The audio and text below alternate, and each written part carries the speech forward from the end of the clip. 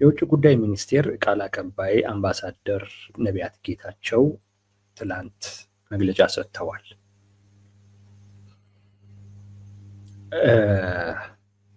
ያው በውጭ ጉዳይ ሚኒስቴር በኩል የተከናወኑ ተግባራትን በሚመለከት ማለት ነው እና ከጋዜጠኞችም የቀረበላቸው ጥያቄ ነበር፣ ለዛ ምላሽ ሰጥተዋል። ከዛ ውስጥ ከቀረበላቸው ጥያቄ ውስጥ አንዱ ግብጽ በቀጠናው እያደረገች ስላለው እንቅስቃሴ ነው።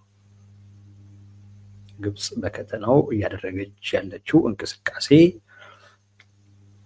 እሱን በሚመለከት እና የባህር በር አጀንዳው ያለበትን ሁኔታ በሚመለከት ጋዜጠኞች ጥያቄ አቅርበው ነበር። ለዛ የመለሱት ምላሽ ውስጥ ነው አሁን ርዕስ አድርገን ያቀረብንላችሁና የምንወያይበትን ነገር የተናገሩት።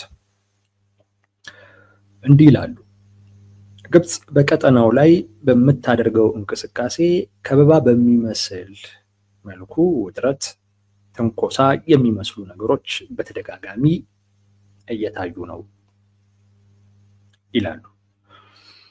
ይሄ አዲስ ነገር አይደለም፣ ለረጅም ጊዜ ሲከተሉት የቆየና የሞከሩት ስልት ነው። ኢትዮጵያ የባህር በር አጀንዳ ምን ያህል አስፈላጊ እንደሆነም አንዱ ማሳያ ይሄ ነው። ኢትዮጵያ ፍላጎቷን ባነሳች ጊዜ ኢትዮጵያን ለማነቅ የሚደረጉ እንቅስቃሴዎች የመጨመርና የመጠናከር አዝማሚያ እናያለን። ይሄ ደግሞ የኖርና የቆየ ስልት ነው ይላሉ። መፍትሄው ምንድን ነው ለሚለው ኢትዮጵያ ለዚህ ምላሿ የባህር በር ፍላጎት አጀንዳዋን አጠናክራ መቀጠል ነው። ያ ነው የሚል ነገር ያነሳሉ። ከባህር በርም ጋር ያነሱት ነገር ሊያነጋግር እንደሚችል እናውቃለን። ግን እሱን እንተውና ግብጽ እየከበበችን ነው፣ ጥረትም እየፈጠረች ነው፣ ትንኮሳም የሚመስል ነገር አለው ስላሉት ነገር እንነጋገር።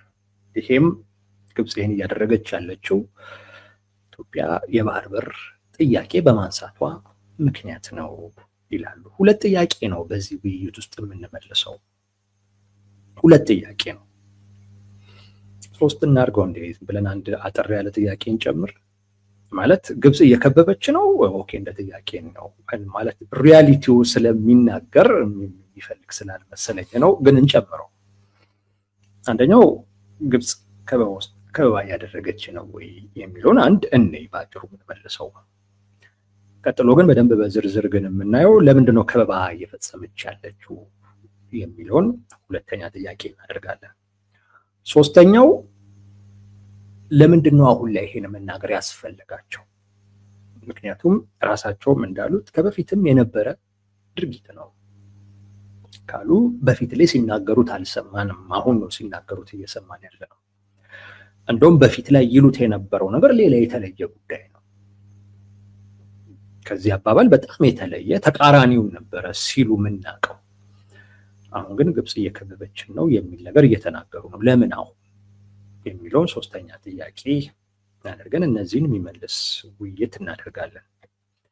የመጀመሪያው ከበባው አለ ወይ? ምንም ጥያቄ የለውም። ከበባው አለ። በሶማሊያ በኩል ወታደራዊ ስምምነት ሁሉ ነው ያለው። ከሶማሊያ ጋር የገባችበት ስምምነት ሰላም በማስከበር ስም የምታስገባው ኃይል አለ። ከዛ ውጪ ከሶማሊያ ጋር ወታደራዊ ስምምነት በማድረጓም ጭምር የምትልከው ሰራዊት እና የምትልከው የጦር መሳሪያ አለ። ይሄ ሰላም በማስከበር ስም እንድትገባ የተፈቀደላት ሳይሆን ከዛ ውጪ ሁሉ የሆነ ማለት ነው በሶማሊያ በኩል። ሰሞኑን ደግሞ በኤርትራ በኩል ያው ተደጋጋሚ አቋማቸውን ያንጸባርቁ ነበር። አሁን ደግሞ አደሱ ያን አቋማቸውን። ከዛ ውጪ ደግሞ በስምምነትም ጭምር አሰሩት፣ ወደብ ለማልማት በሚል ማለት ነው። ሽፋን ነው እሱ፣ ሽፋን ነው እንጂ ዋነኛው ፍላጎት ኢትዮጵያ በዚህ በኤርትራ በኩል ወደ ባህር እወጣለሁ ብላ ስለምታስብ እሱን ማስቆም ነው። ዋነኛ ዓላማው እሱ ነው፣ እሱን ማስቆም ነው። አንድ ሁለተኛ በኢትዮጵያ ላይ ዲፕሎማሲያዊም ወታደራዊ ጫናም በቅርብ ርቀት ውስጥ ሆኖ መፍጠር ነው። ሌላ ነገር የለውም። ከበባ ነገር አለ። ግብጽ ኢትዮጵያን እየከበበች ነው የሚለው አይ ቲንክ አሁን ላይ አከራካሪ ጉዳይ አይደለም። አከራካሪ እኛ ምንለዋለን፣ በብልጽግናም ሳይድ ያሉ አካላቶች ይሉታል። ፋክት ነው ማለት ነው። ዛት ማሽ ትንታኔ የሚፈልግ ጉዳይ እየሆነ አይደለም አሁን ላይ። ብዙ አናወራበትም ማለት ነው። ሁለተኛው ጥያቄ ላይ እንሄድ። ለምንድን ነው እየከበበች ያለችው የሚለው ኢትዮጵያ የባህር በር ጥያቄ ስላነሳች ነው የሚል ነገር ያነሳሉ ቃል አቀባዩ አምባሳደር ነቢያት። ነው ወይ? እንደዛ ነው ወይ? ኢትዮጵያ የባህር በር ጥያቄ ስላነሳች ነው ወይንስ ጥያቄዋን ለማሳካት የተከተለችው መንገድ የተሳሳተ ሆኖ ለግብጽ ምቹ ሁኔታ ስለፈጠረ ነው? በጣም የተለያየ ነው። ጥያቄውን ስላነሳች ብቻ አይደለም። ኦፍኮርስ ጥያቄው ባይነሳ ይፈልጋሉ። ኢትዮጵያ ዞሮ ወደ ባህር በር እንዳትመጣ ይፈልጋል። ግብጽ ግን ኦሬዲ ወደ መክበብ ውስጥ ግን የገባችው የተፈጠረላት ምቹ ሁኔታ ስላለ፣ ምቹ ሁኔታ ተፈጥሯል። ያን ምቹ ሁኔታ ማን ፈጠረው ካልን ምንም ጥያቄ የለውም፣ ብልጽግና ነው። በዋናነት ጠቅላይ ሚኒስቴሩ የሄዱበት መንገድ ነው ለግብጽ ምቹ ሁኔታ እየፈጠረው እና ሶማሊያ ላይ መግባት የምችልበት ሁኔታ የፈጠረው፣ እንደዚሁም ኤርትራ እየሆነ ያለው ነገር አሁን ጎረቤቶቻችን የደህንነታችን ዋስትና ወይም ይሄ ባፈር ዞን ሳይሆን እየሆኑ ነው ያሉት የህልውናችን ስጋት ወደ መሆን ነው የተሸጋገሩ ያሉት ጎረቤቶቻችን። እንደዛ ነው እየሆኑ ያሉት አሁን። ይሄ ጠቅላይ ሚኒስቴሩ በሰሩት ስህተት በተከተሉት አካሄድ የመጣ ነው።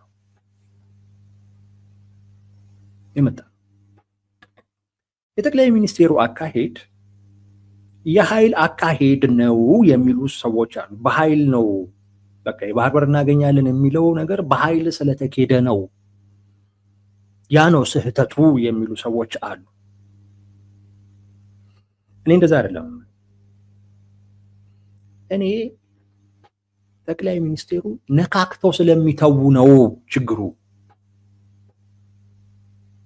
አይጨርሱም። ነካክተውት ይተውታል። በቃ ያ ነው ትልቁ ችግር። እንደዚህ አይነት ትልቅ ከብሔራዊ ጥቅም ጋር የተያያዘ ጉዳይ ነካክተህ የምትተወው ጉዳይ አይደለም። ብዙ ጣጣ፣ ብዙ መዘዝ ይዞ በሚመጣ ጉዳይ አስበህበት ተዘጋጅተህበት ጊዜው አሁን ነው ስትል የምትገባበት ልትጨርስ እንጂ ነካክተህ የምትተወው ጉዳይ አይደለም። ድሮም ይሄ ፍላጎት አለን ይላሉ፣ ግን እውነቴን ነው እምላችሁ በበቂ ሁኔታ አልታሰበበትም፣ በበቂ ሁኔታ ዝግጅትም አልተደረገበትም። አሁን ከምናየው ሁኔታ አኳያ ለምሳሌ ሶማሊያ ላይ ግብጽ ምቹ ሁኔታ ያገኘችው ከሶማሌላንድ ጋር የነበረን ግንኙነት በድንገት ተነስተው የባህር በር ልናገኝ ነው፣ በዛ እኛም እውቅና ልንሰጥ ነው የሚል ስምምነት ውስጥ ገቡ። ይሄ ሲሆን የዓለም አቀፉ ማህበረሰብ እንዴት እንትን ይላል ምናምን የሚለው ነገር ምንም የተጠና ነገር የለም። ምንም ወደዛ ተገባ፣ ከሶማሊያ ጋር ተቆራረጥን፣ በቃ ከፍተኛ አለመተማመን ውስጥ ተገባ። ከዛ በኋላ ደግሞ ሄደን ደግሞ ቀደድን፣ ተው ነው አይሮን ነው። አሁን ይቀጥሉታል አይቀጥሉትም አላውቅም። አሁንም ኢትዮጵያ እውቅና ልትሰጥ ነው የሚል ደግሞ አዳዲስ ወሬ ደግሞ አለ። ተጨባጭ ስላልሆነ ነው ማልነግራችሁ እንጂ ኢትዮጵያ አሁንም እውቅና እስራኤል ተከትለው እውቅና ልትሰጥ የሆኑ አይነት እንቅስቃሴዎች አሉ የሚባል አይነት ወሬ አለ። እውነት ሲሆን የምናወራው ነው የሚሆነው። እዛ ጋር ተነካክቶ ተተወ። ኦኬ የመጀመሪያ ነው። ከዛ ትማራለህ። ምናልባት አይ ለበጎ ነው። በዚህ ሂደት ውስጥም የአካባቢውን አሰላለፍም አይተንበታል። በዚህ ሂደት ውስጥም ውስጥ ላይ ያለው የኢትዮጵያ የፖለቲካ ማህበረሰብ በዚህ አጀንዳ ዙሪያ ላይ ምን አይነት አቋሞችን ሊይዝ ይችላል፣ እንዴት ሊነቃቃ ይችላል የሚለውን ነገር በደንብ አይተንበታል። በዚህ አጋጣሚ የኢትዮጵያንም ፍላጎት ለዓለም አቀፉ ማህበረሰብም አስተዋውቀንበታል። ኦኬ ለበጎ ነው ልትል ትችላለህ። ያመጣው ችግር አለ ሶማሊያ ላይ፣ ግን በቃ ችግር የለውም ለበጎ ነው። እነዚህን ነገሮች አይተንበታል። አንዳንዴ ሊደረግ ስለሚችል ነው ነካክተህ መተው። ግን እንደዚህ አይነት ትልቅ ጉዳይ ላይ አይደረግም። አንዳንዴ ነካክተህ ትተዋለህ ብለህ ቼክ ለማድረግ ቴስት ለማድረግ ያ አካል እንዴት ሪያክት ያደርጋል፣ እናም ደግሞ አሰላለፉ ቀጠናዊ አሰላለፉ እንዴት ይሆናል ምናምን የሚለውን ነገር ቼክ ታደርግበታለህ፣ ቴስት ታደርግበታለህ። ግን በእንደዚህ አይነት ትልቅ ጉዳይ አይደለም። ብልጽግና እንዲህ ቴስት ለማድረግ ነው ያደረገው እንጂ አይመስለኝም። ግን ለበጎ ነው ብሎ ሊወስደው ግን ይችላል። ኦኬ የመጀመሪያ ስለሆነ ጠቅላይ ሚኒስትሩ ተቻኮሉ ያሆነ፣ ግን እነዚህን አይነት ነገሮች ታወቀ። ኢትዮጵያ የባህር በር ፍላጎት ብታነሳ ማን ምን ይላል የሚለውን ያኔ ሻዕቢያ አሰላለፍ ታይቷል፣ ያኔ የግብፅ አሰላለፍ ታይቷል አይደል? እንዴ ብዙ እኮ ታይቷል እኮ። እና አሜሪካ ያራመዱት አቋም እኮ ታይቷል። እና አሜሪካ አይ በቃ ተደራደሩ አይነት ነገር አሉ። ያ ማለት ፍላጎት አለ ማለት ነው። የሆነ ችግር የማይፈጥር ከሆነ ኢትዮጵያ ብታደርጊውም ችግር የለውም አይነት ግሪን ላይት ነው ያበሩት እኮ። የአውሮፓ ህብረት ምናምን ተደራደሩ ሲሉ ሶማሊያ ሉዓላዊነት ተደፍሯል ተጠቅሷል እያለች በሉዓላዊነትሽ ጉዳይ ላይ ተደራደሪ ችግር የለም ማለት እኮ ለኢትዮጵያ ግሪን ላይት እኮ ነው። ታይቶበታል። ማን እንዴት ይሰለፋል፣ ማን ምን ያደርጋል የሚለውን ሻዕቢያ በቃ እንዲህ ከሶማሊያው ፕሬዚዳንት ጋር አብሮ ሲሽከረከር ነበር። ሻዕቢያ ምን ሊያደርግ እንደሚችል፣ ጅቡቲ እንዴት ሪአክት ልታደርግ እንደምትችል በደንብ ታይቷል በሶማሌላንዱ ጉዳይ። ለበጎ ነው ብለህ ታልፈዋለህ። ብዙ ኪሳራ ግን አምጥቷል። ለግብፅ ምቹ ሁኔታ ፈጥሯል። ሶማሊያ ላይ ወታደራዊ የሆነ እግሯን መትከል የምትችልበትን እድል ፈጥሯል። ከዛም በተለይ ደግሞ በኢትዮጵያና በሶማሊያ መካከል ያለው ግንኙነት በቃ የለየለት አለመተማመን ውስጥ እንዲገባም አድርጓል። በጣም በጥርጣሬ አሁን ላይ አንድ ላይ ስታያቸው እንደዛ እንዳይመስሏል። በጣም በጥርጣሬ ነው አንዱን በጥርጣሬ ነው የሚያየው። ይህን ጉዳት አምጥቷል። ግን ለበጎ ነው ብለህ ልታልፈው ትችላለህ። ቅድም እንዳልኩት ኦኬ ከዚህ ተማርክ። ብዙ አልቆዩ አሰብን እንይዛለን ደግሞ ተባለ። አንዴ እኮ አሰላለፉን እኮ አውቀዋል። አሁን ጅቡቲም እንዴት ሪያክት እንደምታደርግ ታውቃለህ፣ ግብፅም እንዴት ሪያክት እንደምታደርግ ታውቃለህ፣ እና አሜሪካም እንደዚሁ ተነጋገሩ ሊሉ እንደሚችሉ ትገምታለህ። በቃ አውቀዋል። አሁን ለቴስት አይደለም። ሁለተኛው አሰበኛ ነው ተባለ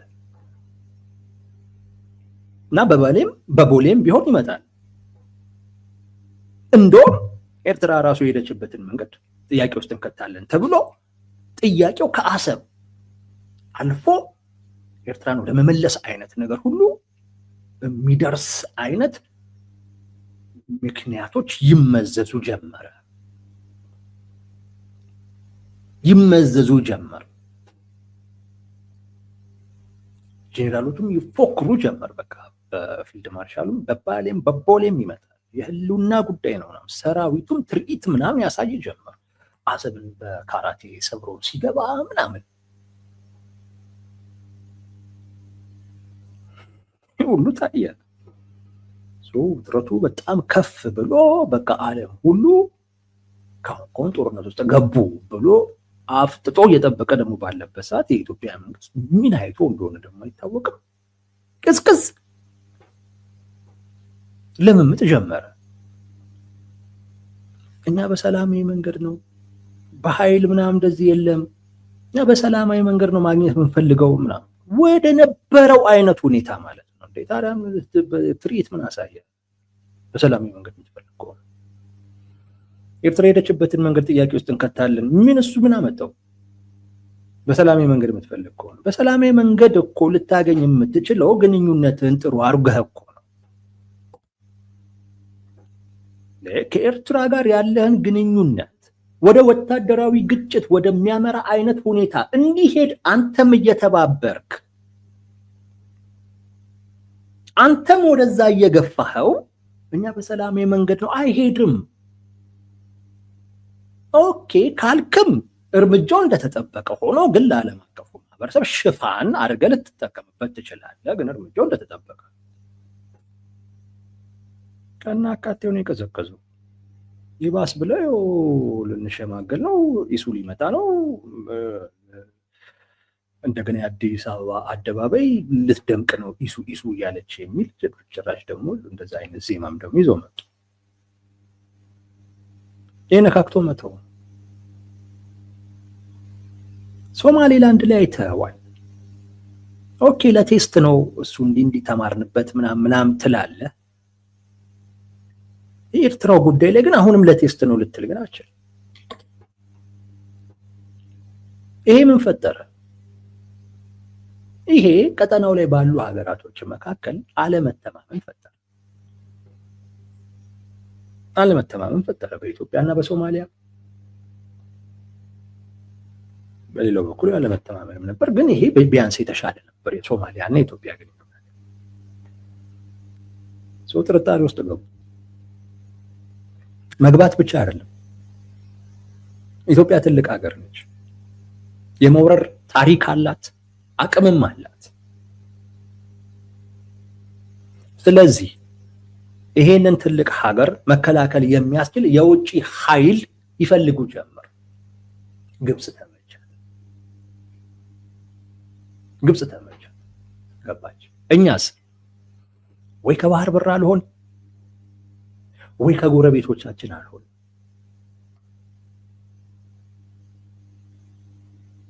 እንደው የባህር በሩን እንኳን አግኝተ ቢሆን ኦፍኮርስ አንድ ነገር አግኝታል። ዞሮ አንድ ነገር ስታገኝ የምታጣው ነገር አለ። ለምን ጥርጣሬ ውስጥ ያለ ለምን አኩርፎ አይቀመጥም? ጎረቤት ሲፈልግ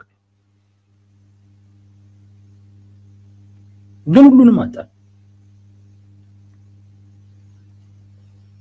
ይሄ አካሄድ ነው ለግብጽ የተመቸው። ምንም ጥያቄ እኮ የለው። ለግብጽ የተመቸው ኤርትራም ላይ መጣች፣ ሶማሊያም ላይ መጣች፣ ጅቡቲም ላይ ሄደች። ኢትዮጵያ በቃ ባህር ልታገኝ በምትችልበት አካባቢዎች ላይ በሙሉ ከበባ ፈጸመች። ጥያቄውን ስላነሳን አይደል። ይህን ጥያቄ የመራንበት መንገድ ወይም ብልጽግና የመራበት መንገድ ፈራ ተባ የሚል ነካክቶ የሚተው በመሆኑ ምክንያት ነው። አንዳንድ ሰዎች የኢትዮጵያ ዲፕሎማሲ ደካማ ነው ይላሉ፣ በተቃዋሚ በኩል። አዎ እንደዛ ነው የምትታየው። ነካክቶ መተው የደካማ ዲፕሎማሲ ማሳያ ነው። ነካክቶ መተው ጠንካራ ዲፕሎማሲ ወይ ውጤቱን ታመጣለ። ነካክተ ግን መተው በቃ የዲፕሎማሲ ስራ ደካማ መሆኑን ማሳያ ነው።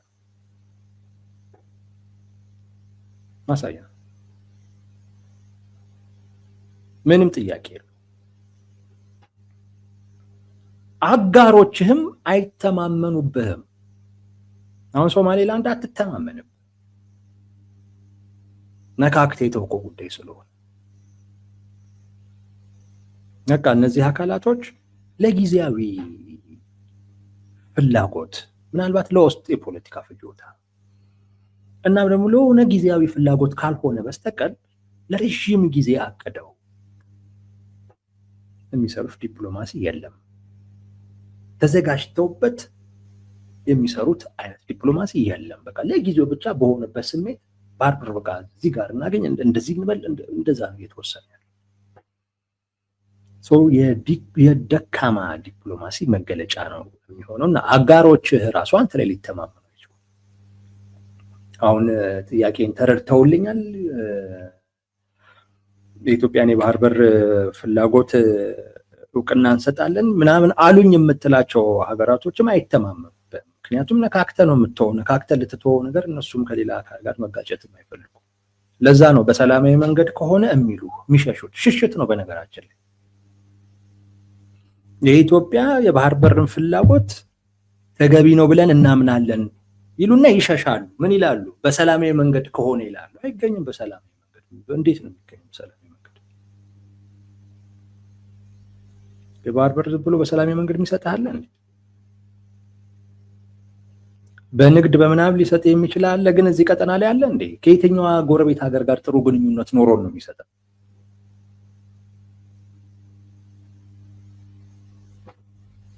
ጭራሽ የነበረንን የሚወስድብን አካባቢ ላይ ሆነን እንደገና እንደዛ የሚሰጥሃል። ሽሽት ነው ይሄ። እንትን የሚሰጧችሁ ከሆነ የሚሉት በኢትዮጵያ መንግስት የዲፕሎማሲ አካሄድ ላይ ስለማይተማ ፈራ ተባ ይላል። ይጀምርና አይዘልቅበትም፣ ደንብሮ ይመለሳል። የሌላም ጉዳት አለ። የኢኮኖሚ ጫናም ይዞ ይመጣል። የበለጠ ዲፔንዳንት እየሆንክ ትመጣለህ። ጅቡቲ ላይ በሶማሌላንድ ሞከርክ፣ አልተሳካም። በኤርትራ ሞከርክ፣ አልተሳካም። ስለዚህ ምን እየተረዳህ ነው የምትመጣው? በቃ ዋስትና የጅቡቲ ነች አይነት ነገር። ጅቡቲ ምን እያወቀች ነው የምትመጣው? ስለዚህ ዋጋ ትጨምራለች የወደብ አገልግሎት፣ ወይም ደግሞ የምትጠይቀውን ነገር ትጨምራለች። ከጅቡቲ ጋር በሚኖርህ ድርድር ላይ ሁሌም ተሸናፊ ነው። ሞክረ ያጣህነ አማራጭ እንደሌለህም ጭምር እያሳየህ ነው። ሞክረ ነካክተህ በመተውህ ምክንያት ለጅቡቲ አማራጭ የሚባል ነገር እንደሌለህ እያሳየሃት ነው። እና እነዚህ አካላት አማራጭ ከሌላቸው ብሎ ይቆለልልሃል። ብዙ ጉዳት ነው ውስጥ ላይ። ያው የምታውቁት ነው። ሰው በጣም ይጠብቃል። ነካክተህ ስትተው አይ እኛ አይረቡም ይልሃል። አሁን እኔ እንደምልህ ማለት ነው። አሁን እኔ እንደዛ ነው። እኔ በጣም ጠብቄ ነበር። ለመዝመት ሁሉ ጠብቄ ነበር። ምን ዋጋ አለው? ደምታለሁኝ ወይ ያስኩበት ሁሉ ነበር። ከዚህ በኋላ አትረባም ነው የሚልህ። አሁን ድጋሚ ደግሞ ብታነሳው እንደዚህ አይነት ጉዳት ይፈጥራል። ራሴ የተከተልከው መንገድ ግብፅን ይዞ መጥቷል ነው እምልህ። ሌሎች እነዚህም አይነት በዲፕሎማሲው ረገድ አጋሮች የማይተማመኑብህ ደካማ ሆነ መታየትህ፣ ጅቡቲ ባንተ ላይ ጉልበት ማሳየቷ፣ በውስጥ ፖለቲካ ደግሞ በእንደዚህ አይነት ጉዳዮች ድጋሚ ለመታመን አለመቻልህ ገና የሚከተል ነው።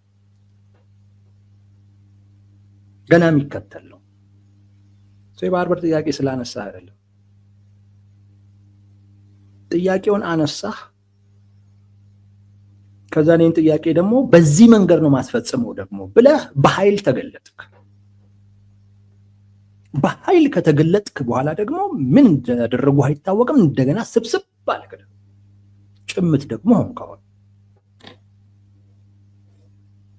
ይሄ ገና ብዙ ጣጣ ይዞ ይመጣል። ይሄ የጠቅላይ ሚኒስቴሩ አካሄድ ነው። ለግብፅ ምቹ ሁኔታ የፈጠረው ይሄ ነው ልላችሁ ፈልጌ ነው። ለምን ዛሬ ላይ ተናገሩት ነው። ዛሬ ላይ የተናገሩበት ምክንያት አንድ 3 ምክንያቶች ሊኖሩ ይችላል። አንደኛው መሬት ላይ ያለውን ሁኔታ በትክክል አደጋ መሆኑን ተገንዝበውታል። እስከዛሬ ድረስ እንደዛ አልተረዱትም ወይንም እንደዛ አላሰቡትም ነበር። አሁን ግን ከኤርትራ ጋር ያደረጉትን ስምምነት ግን ሲያዩ በቃ በትክክል አደጋ ውስጥ መሆናቸውን ተረድተውታል። አንዱ መላምንት ነው። አሁን አደጋውን እየተረዱት ነው። አያዩትም ነበር በፊት። ኢትዮጵያ ከጎረቤቶቿ ጋር እንዲህ ነች፣ ጥሩ ነች፣ ኢትዮጵያ በዲፕሎማሲው ረገድ እንዲህ ስኬታማ ምናምን ነበር የሚባለው። ሪኮግናይዝድ አያደርጉትም ነበር አደጋውን። አሁን የዚህ የቃል አቀባዩ ንግግር የሚያረጋግጠው ነገር በቃ አደጋው እየታያቸው መጥቷል። መካድ በማይችሉበት አይነት ደረጃ በቃ ፍጥጥ ግጥጥ ብሎ መጥቷል። አሁን ከማመን ውጪ አሁን ይሄን መካድ አያዋጣም የሚል ድምዳሜ ላይ ደርሰው ይሆናል አንዱ መላምት። ሁለተኛው ኢትዮጵያ ወደ ሌላ አይነት ጦርነት ውስጥ ልትገባ ነው፣ አይቀሬ የሆነ ነው። የሱዳኑም ጦርነት ይቀላቀላል አሁን ከኢትዮጵያ የውስጥ ጦርነት ጋር። ኢትዮጵያና ኤርትራም የሚያደርጉት ጦርነት በቃ ይቀላቀላል። ይሄ አደገኛ ነገር ከፊት ለፊት እየመጣ ነው፣ ጦርነት እየመጣ ነው። በዚህ ሰዓት ምን ያስፈልጋል? የህዝቡን አንድነት መፍጠር ያስፈልጋል። የህዝቡን አንድነት ለመፍጠር ህዝቡ በጋራ የሚስማማበትን ጠላት እየከበበ እንደሆነ እየመጣ እንደሆነ መንገድ አንዱ ስልት ነው። ካደረበት ስጋት አኳያ ብልጽግና አሁን የህዝቡ አንድነት ስለሚጠቅም እውነታውን መካድ አያስፈልግም፣ ግን እውነታውን በመናገር ከዛ የፖለቲካ ትርፍ እናገኝበት። አሁን ህዝቡ በእኛ ዙሪያ መሰባሰብ ያለበት ወቅት ነው። ህዝቡ አንድ መሆን ያለበት ወቅት ነው። ስለዚህ ይሄን ለማድረግ አንድ ሊያደርገው የሚችለውን ኮዝ መፍጠር ነው። ያ ምንድን ነው? ታሪካዊ ጠላትህ እየከበበክ ነው።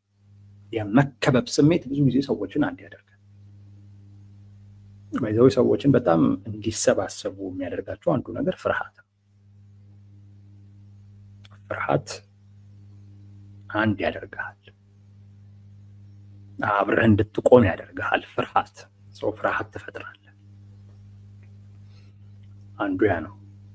ከዚህ ጋር አያይዞ ማለት የህዝቡን አንድ መሆን አሁን ፈልጎታል። ምክንያቱም ከፊት ለፊቱ አደገኛ ሁኔታ እየመጣ ስለሆነ። ሁለተኛው ምናልባት ተቃዋሚዎቹንም በዚህ ምክንያት ለመምታት የሚያስችል ጀስቲፊኬሽን ከወዲሁ እየፈጠረም ሊሆን ይችላል። ማለት ብሔራዊ የደህንነት ስጋት ውስጥ ገብተናል፣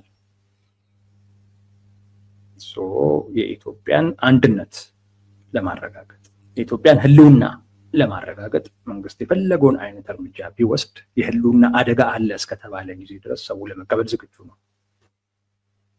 ያንን እየፈጠረ ነው እርምጃም ለመውሰድ ውስጥ ላይ ማለት ተቋሚዎቹም ላይ ምናምን ላይ አሁን እንዲህ እናደርጋለን እንዲህ እናደርጋለን ምናምን እንወጣለን ምናምን የሚለውን አካል እየያዘ በግብጽ እየያዘ በሻዕቢያ ጀምሮታል። በቃ ያንኑ በደንብ አጠናክሮ የሚቀጥልበትን አይነት ሁኔታ እየፈጠረ ሊሆን ይችላል። ሁለተኛው።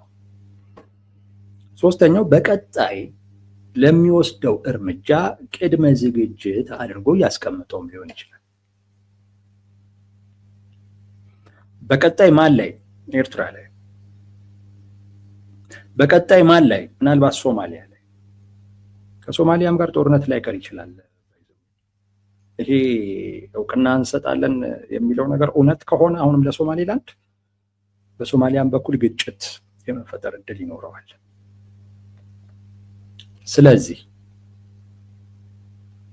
እርምጃ ለመውሰድ ምናልባት አስቀድሞ ማለት አስፈላጊ ሆኖ አግኝቶት አስቀድሞም እርምጃ ለመውሰድ ከወዲሁ ግብጽ እየከበበችን ነው ሲል ምን እያለ ነው? ጎረቤቶቻችን የደህንነት ስጋት እየሆኑብን ነው እያለ ነው። በነገራችን ላይ ልክ ነህ። ጎረቤት ጠላትን አምጥቶ ቤቱ የሚያሳድር ከሆነ ያን ቤት ብታነዶም ምክንያት አለና ራስን እየተከላከልክ ነው። አስቀድመህ ያ ጠላትህ ሊያነድን የመጣው ጎረቤትን አስወጣ ትለዋለህ። አላስወጣም ካለ በቃ ልታነዶም ትችላለህ።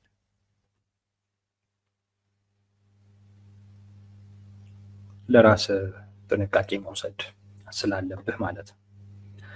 ስለዚህ ወታደራዊም ይሁን ሌላ አይነት እርምጃ ለመውሰድ እንደ አንድ ቅድመ ዝግጅት አድርጎ እያየው ሊሆን ይችላል።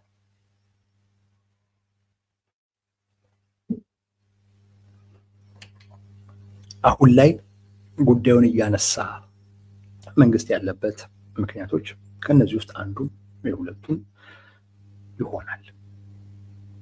ዋናው ጉዳይ ግን ለምንም ይሁን ለምንም ግብፅ እየከበበችን መሆኑን፣ ግብፅ የበለጠ የቅርብ አደጋ እየሆነች መምጣቷን አምነዋል። ይሄ የሚካድ ጉዳይ አይደለም። አሁን ላይ ሁላችንንም የሚያግባባ ነገር ቢኖር አሁን ይሄ ግብፅ በጣም በከፍተኛ ሁኔታ ለኢትዮጵያ ቅርብ በሆነ አይነት ደረጃ አደጋ መፍጠር የምትችል ሀገር ወደ መሆን ተሸጋግራለች። በምን ምክንያት? ብልጽግና በተለይ ደግሞ ጠቅላይ ሚኒስቴሩ በተከተሉት ነካክቶ የመተው አካሄድ ምክንያት የመጣ ነው። ነካክቶ የመተው አካሄድ እንደው ቀጥለህበት እንኳን አንዱን እንኳን አግኝተ ቢሆን እሳየው። ባህር በሩም አልተገኘም። እንደገና ሌላ አደጋ ጋበዝ። ሌላ አደጋ ጋበዝ። እንግዲህ ይሄ ታይቷቸው ደግሞ የሚቀይሩት ከሆነ አሁን አይ በቃ እንዲማ ከሆነማ በቃ ዝም ብለን የባህር በሩን ለማግኘት ብንሄድ ይሻላል ብሎ ከሄዱ አላውቅም።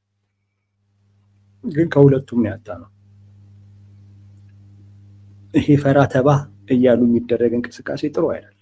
በቂ ዝግጅት አድርጎ ተገቢውን ውሳኔ ወስኖ መሄድ ነው የሚያስፈልገው። ለዛ ሊከፈል የሚችለውን ዋጋ በሙሉ አስልቶ ያ ዋጋ ተከፍሎ የሚገኘው ነገር የበለጠ ነው ተብሎ ከታመነ ከዛ በኋላ ነው እንቅስቃሴ የሚጀምረው እንጂ በሞቅታ ምናልባት የሆነች ጥቃቅን ነገር ለማግኘት በሚል አንዴ ልታደርገው ትችላለህ። እንዳልኳችሁ ሶማሌላንድ ላይ ተደረገ። በቃ ኦኬ ለበጎ ነው፣ ይሄን አየንበት፣ ወዳጅም ጠላትም ለየንበት ልትል ትችላለህ። ምክንያቱም በዛን አጋጣሚ ለይተሃል። የውስጥም አካላቶች እንዴት ሪአክት ሊያደርጉ እንደሚችሉ አይተሃል። ከፊሉ ሲደግፍ፣ ከፊሉ ሲቃወም፣ ከፊሉ ምን አይነት አካሄድ ነው ብሎ ሲተች አይተሃል። ሰው ተመረህበታል። በዛ ሂደት ውስጥ ብዙ ሀሳብ ተነስቷል እኮ ያኔ በጣም ብዙ ሀሳብ ማለት ነው። እሱን ወስደህ በቂ ዝግጅት አድርገህ ሁለተኛውን ትጀምራለህ። ግን እንደዛ አላደረጉም። እንደገና ሁለተኛው ላይ ሄዱ። አሰብ ላይ ደግሞ ሄዱና በባሌም በቦሌም እናመጣዋለን አሉ። እንደውም ይግረማችሁ ሁሉ ደግሞ ብለው አሰብ ብቻ እንዳይመስላችሁ ጥያቄያችን ኤርትራ ጭምር ነች። እንደውም እንዴት እንደሄደች የምናውቀው ጉዳይም ስለሌለን መልሳታለን የሚልም አይነት ትርጉም የሚሰጥ ፕሮፓጋንዳ ሁሉ ተነዛ። በቃ ወስኗል ሊገቡበት ነው ሲባል እንደገና ሙሽሽ ደግሞ ማለት መጣ። ያለ ግብፅ በጣም ምቹ ሁኔታ ፈጥሯል። ኢትዮጵያ ደግሞ ከሁሉም ያጣች ሆናለች። የሆነ ወዳጆች